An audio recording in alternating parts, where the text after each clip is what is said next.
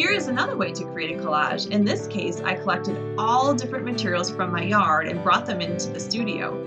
With your adult's permission, you could bring your materials inside or create on a driveway or sidewalk. Return the items you collected after you're done. Most of the materials I have here are one color, brown. When we create an artwork with only one color, we artists call it a long word, monochromatic. Most of the animals and birds here in Illinois are monochromatic, so they blend in with brown bark, branches, and grasses. When we create a work of art with only one color, we can use texture to create the different shapes.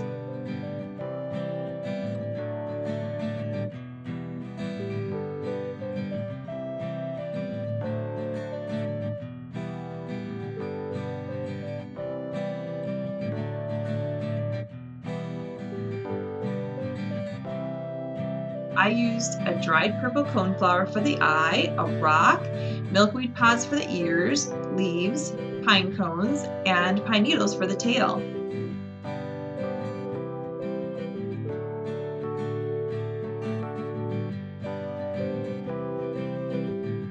You could also try making a collage with larger found materials in your house, with your adult's permission, of course.